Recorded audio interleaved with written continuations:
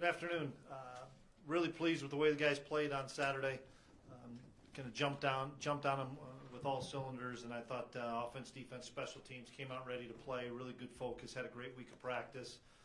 Continue to commend our seniors and our leadership each week of making sure that the guys are ready to play and have great focus and great energy. And that's sometimes the hard thing on the road. Sometimes the environments aren't always great, but our guys created their own energy. We talked about it on Friday night. We talked about it on Saturday morning, and then we came out.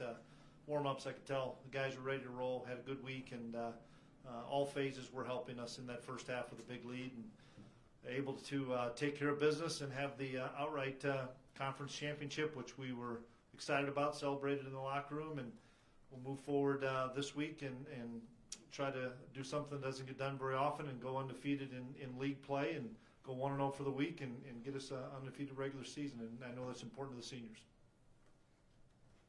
Jumping right in on those seniors, this group of 24 guys, what have they meant to this program and to you in particular? Well, most of those guys, the fifth-year guys, were our first recruiting class, and so they've been with most of our staff for the entire 5 years and watching them grow and mature and watching those guys that were freshmen at one time, just seeing the maturation of all those guys. They've won a ton of football games. They're all really good in the classroom. Most of them have their degrees already or getting them in December. Done a bunch of things in community service. Obviously, for me personally, just the way they've embraced my family. My son's on the staff as a student coach, and he's become friends with all of them, and they treat him just dynamite. And so I can't say enough great things about love those guys, and it's going to be an emotional day on Saturday. How tough is that, Chris? You've done this now, obviously, a few times, but the kind of the final handshakes out of the helmets. I mean, how do you put that out of your mind and get the headset on? Or maybe a game is the best way to do that. The game's the best way. The whole week's pretty emotional. We have our senior talks before practice or after practice, I should say, throughout the week, where they get an opportunity to address their teammates and address the coaches and maybe even some of the younger guys about why they stayed. Because every young kid's had that look in their eyes, and just like these older kids have, and I think it's an emotional week, but a week that they're excited about because they get a chance to play in the Fargo Dome one more time, and I know we're going to get another game in there for sure, but it's a tough week because they know that this is the last time they're running out of the helmet against a Valley competition. Does it get easier for you, though, or have you found maybe even preparing for this one a little bit harder because of that connection, in particular to this class? Yeah, I think it always gets harder. The more we're around these guys now, all of us have been here for the 5 years with the exception of a couple staff members that have been relatively new. You just keep building relationships. And for me, it was always difficult because I had been here for all their time, from 14 through now this year. I'd seen all those classes when they were freshmen and redshirt freshmen as an assistant and as a defensive coordinator. So I don't think it gets any easier. You just continue to build those great relationships, and it's a lot of fun because they're playing for each other now.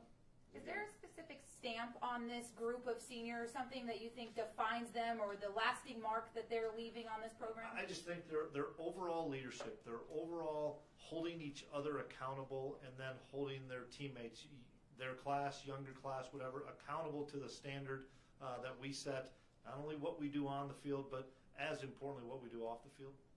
Was there a moment or a time where you said, wow, these guys are going to be really good if we can keep them all around for 5 years? Probably their sophomore year, where you look at the amount of guys that were playing as sophomores, and you thought, boy, this is going to be, every senior class we've had is really special. But if we can keep these guys all around and keep them healthy, they have a chance to do a lot of great things, and especially if they all stay and you get 20 plus. You're always hoping for 20 from a senior class, and now we're at 24. And I know there's some 4-year guys that have been really instrumental, but just probably a couple of years ago when you just saw how quickly these guys were developing. Was there a moment during the transition where it got nervous for you about losing a guy, if it was an Easton Stick or anybody you can reflect on now when that was going on? No, not really. Dom, I knew that we were going to have to re-recruit all the players, and there was a number of them. Darius Shepard, we got really late in that class, and he's panned out pretty well for us. There's not everybody that was a part of it. I mean, I talked with Coach Gazer and Coach Riley, and we built a lot of strong relationships with those guys. The three of us had throughout the time that there was the transition. So I wasn't nervous about it at all. I knew that they were coming to a place where they were going to have great success and have a chance to win championships, which is an easy sell, a chance to be a developmental guy and be where a bunch of high school guys are. And I wasn't nervous about it. It was just getting in front of the parents and saying, hey, the culture's not going to change. What we're going to do isn't going to be any different. We're just going to keep this thing rolling as the best we can. And so, no, I didn't think we'd lose any of them. Easton's sick. I don't want to talk a lot about him now. He's chasing history. He's getting another level with this guy. Yeah, and I'll be honest, I don't know all the records. You guys know him probably better than Easton does, because I don't think Easton knows some of the things that he could set. I know one thing, the kid just wants to win. We talk about that all the time. I just so appreciate watching him prepare starting Monday and going all the way through the week, and then watching him execute his preparation so flawlessly. And that's the thing that is so neat, is he's seen these pictures over and over and over again. The touchdown to Jensen, we worked that play, and he saw it on film, and he saw what we could do in practice. We saw a couple of different looks, and he got the look that he knew the kid was going to be open as soon as he turned his head. And those are fun when you see a play that the offense diagrams and then our guys execute. It's just been fun to watch him develop. Almost every question has been about the seniors. This SIU team has struggled a little bit. How do you focus on football and not just make it a celebration because you guys have to win the game? Yeah, no, you still have to detail your work, and you have to detail the game plan, and we're going to go against a really dynamic offense. It's going to be a big challenge for our defense that, they can run the ball, they can throw the ball, they have quarterback run, all those things. We still have to prepare, and it starts today with our first practice of understanding the game plan, understanding our opponent. And if we had 7 seniors, you would worry about some of that stuff. But with 24 seniors, they know when it's time to get their work done, and they know when it's time to do some reflecting, and that's what I appreciate about this group. It's going to be a tough game because all games in the Valley are, and the fact you throw in Senior Day with the emotion and stuff, but ultimately I think you guys said it. Once we run out of that helmet and everybody's gone through that and they play the national anthem and we buckle it up, it's a football game, and we have to execute. See, Jalen Allison has been put back in the 2 deep. Is he hopeful that maybe he I can get would out say there? he would play. I would. He was close last week, but because we were outside and he'd run full speed, but we just didn't want to risk that last week. And when he was injured, I think we kind of all earmarked Senior Day for him to play at home. And we'll be smart. We'll see how he progresses throughout the week, but it's my anticipation that he's going to be able to help us. Is there a Chris Borden this year's senior class, someone who's not stealing all the headlines but is going to continue to just excel? We'll find out. You wouldn't have said that last year, about Chris, as far as what his future would have been. So I know whether you're playing in the NFL or being in business or going back and working on the farm, these guys are going to be really successful. Chris, I saw you visit with Dallas after his touchdown reception. Can you describe what that was about? I don't know if he got back out on the field after that. No, I knew he was banged up before the touchdown, and I wanted him, when he was banged up the first time, just to stay down, because it just, with the play clock running as fast as it was, we were late getting the play, and all I said was, hey, Dal, if you're hurt, stay down, because it just affects us getting the next play, and that's all it was about. I was really proud of the kid. He came back from being banged up, and I think he's going to be okay. It'll be 50-50 this week. I think he'll be able to play for us, but that was just the conversation. It was more, kind of a game management deal. What's his injury? Something with the knee, but it's not a meniscus or anything like that. We'll find out if he can run around this week. Chris, what makes the last week of the season so different from previous weeks? Because you got your last game, you got Selection Sunday coming up. Just what's this week of prep? Well, the Senior Day is the biggest difference. All the other things, we can't control what they do with selections and all that other stuff. I don't really care to talk about that. We don't have anything to do with it, but it's just more the seniors and making sure that, and we always challenge. It's been like this for a while now. since I know I've been the head coach, and I remember Craig doing it even a little bit. You challenge the juniors and sophomores and freshmen now. These are the ones. These are the guys that got to carry the seniors. We know it's an emotional day, but you think of the juniors in this class. There's some dynamic football players in that junior class and some great leaders in that junior class that they're going to make sure that these guys are ready to go and play for their seniors. How did you feel like Adam Cofield played a little bit more of an extended look? He did really well. You know, it was fun to see him carry it double-digit times, and we'll see how everybody's doing. I hope Bruce can play a little bit more. I know he felt better on Sunday at treatment. I don't know where Ty's at. You know, there's just so many variables out there with the running back position that I know that Adam is healthy right now. I know Seth's healthy right now. Lance is a little banged up.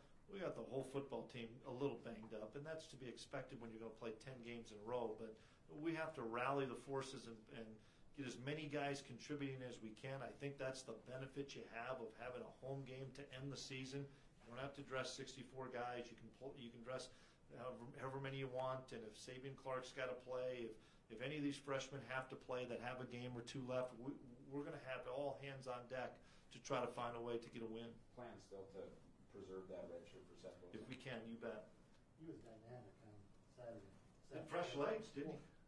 He was just what I'd seen all last year in the playoffs and all through spring ball and even early on in fall camp. And I feel bad for him because he's a tough kid and he just couldn't get through that injury. It was a hamstring that re-aggravated it in mid-September, and it just he knew his body really well. And this past week he practiced each day and said, "Coach, I feel really good and feel really strong." And I think everybody saw the element that he brings to our football team as far as running with power, running with speed, and having quickness in the hole, in and out of cuts that were fun to watch. And we all know we're going to need him as we move on into the playoffs. Is the power part, in addition to his game this year a little bit, is he bigger? Because he carried a pile. Yeah, he's probably 5 or 8 pounds bigger, but he's always had really strong legs. You know, he didn't carry the ball a ton for us last year, but he's got such great low center of gravity.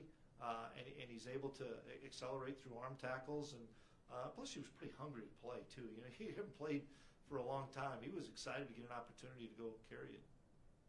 Chris, if things work out, you're scheduled to get a bye. Is this about as badly as you need a bye week in your time you can remember? Yeah, it really is. As much probably mentally as physically. You know, you take it from the coaches down to the players of having a week, if we're fortunate to get it, having that week to just, you know, get away from football a little bit. And we knew this was going to be like that as far as playing the 10 games in a row with the 8 Valley games. It's a grind on you, and we've played a lot of competitive games for 4 quarters. We've been fortunate that we've been able to sit some guys in the 4th quarter in Valley games, which you don't anticipate. So we're probably better off than a lot of teams are because we've been able to sit some guys late in games. But they know what's at stake, and our guys do. And they also know that if we can play really good football on Saturday, everything should set itself up. You mentioned the speed of this Southern Illinois offense. What makes them so dynamic? I mean, they're able to score points. They just have come up kind of on the short end of the stick. Because you can't just say, well, they can only beat you throwing the football, or they only can beat you running the football. I'm really impressed with their wide receiver group. They're really talented. They're long, athletic guys that can run. They've got a power back. They've got a change of pace back. They've made an adjustment at quarterback, and he does a little bit of everything. You know, he was a really good athlete, safety, wide receiver. So they have true quarterback run like we would do with Easton.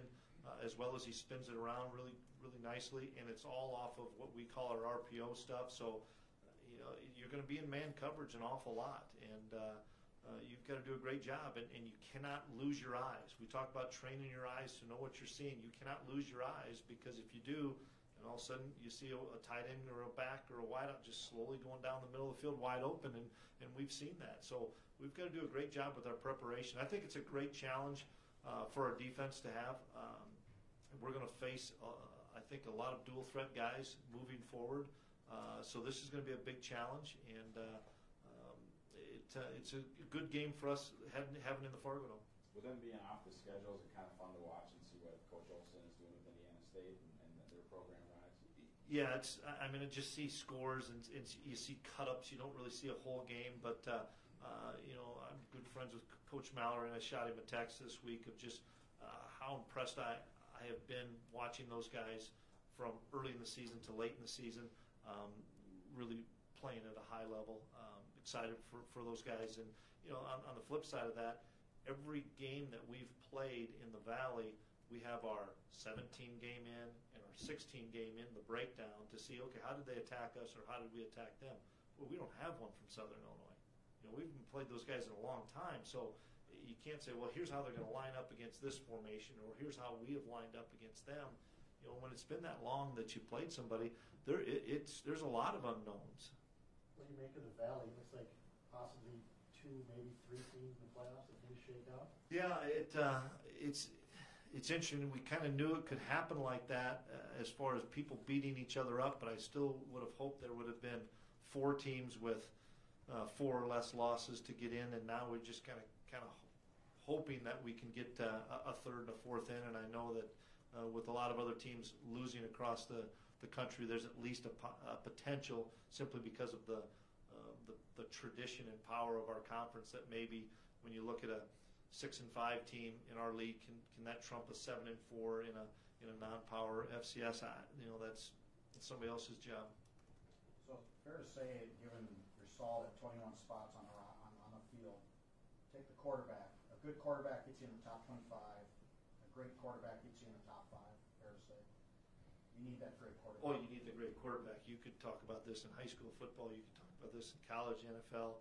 I think that's, you look at the best teams in our league, you have to have a trigger guy. You have to have a guy that can make everybody around him better. Not necessarily that's going to throw for 4,000 yards or run for 1,500 yards. I think the key is making people around you so much better, and that's what our guy does. Is even when he's not throwing the ball, he's making a check and getting us into a run play that the defense can't defend, or he's running a read zone and pulling 3 guys with him because he's carried it out 2 or 3 times against teams and gone for 50 and 60 yards, and all of a sudden the backs are clean. I think, or making a check and throwing the ball like he's thrown to Shep a few times. I think it makes a huge difference. That those are, the elite teams have the elite quarterback. So mentally, how close is he to what Carson was doing mentally?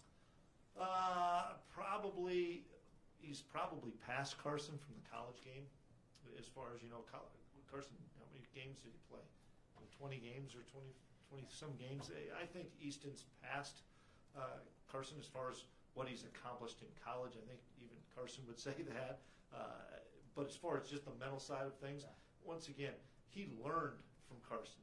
So I'm going to still, just like Easton would give credit where credit's due to number 11. I mean, the big redhead that taught Easton how to watch film, taught Easton what to look for, did all those intangible things, and now Easton has taken that and I don't know if you'd say taken it to another level, but has gotten the most out of his prep work that he was taught. Chris, you look at a guy like Aaron Steidl, part of your initial class that came in, now a captain. Where have you seen him develop the most, and how much does he mean to you personally? Not a walk-on guy. Yeah, I look at he and Levi Jordan, both walk-on participants in our program that are now captains in their 5th year. That's Bison football right there. That's Bison pride when you have 2 guys that walked into the program with nothing guaranteed other than an opportunity to compete, and now they're both starting and are captains. But you look at Stides, I'll never forget as a true freshman, as we went through fall camp and we said, this kid's got a chance to be a good player, but boy, we really like his leadership. We really like how he holds himself, and we really like how he communicates with guys. We select freshmen to lead the weight room as true freshmen when kind of the older guys start meetings and stuff in our developmental lift. And Stides was the first guy that we said, hey, let's have this guy lead the developmental lift as a true freshman walk-on, because Coach Kramer thought that highly of him. We did, as far as his work ethic, and and at that position, that's tough. You're getting beat on every week, and he's had a really good career. Statistic-wise, he doesn't have a lot of the stats, but he's facing double teams every snap as far as keeping people clean, keeping the backers clean. It's fun to watch him. He's really matured. He's a great football player. Levi and Aaron are kind of in a long line of walk-ons. Does that make that? I mean, how big is that for you guys to sell that to the other potential walk-ons? Look what can happen It's huge, and everybody in our program knows it, and they all know the kids that come in on scholarship and they come in and walk on. We don't separate them, meaning you'd never know it if you came in as a walk on and so was on scholarship. Everybody gets the same opportunities, everybody gets the same gear, all that other stuff. But I think the bigger importance to that is if you play, you're going to get rewarded. It's not going to be, well, if you play, well, maybe we'll give you a scholarship. No, if you play, you're going to get rewarded, and Stides was rewarded as a redshirt freshman. I think Levi may be a redshirt sophomore, but it's they have a chip on their shoulder. It's the hard work, it's the perseverance. It's hey, I'm gonna beat so and so out, and we have a couple guys like that are playing for us that are walk-ons that are going to get rewarded in due time, and that's I think you see that, and you see that where they take care of those guys. It allows us to continue to do a great job recruiting walk-ons. Thanks.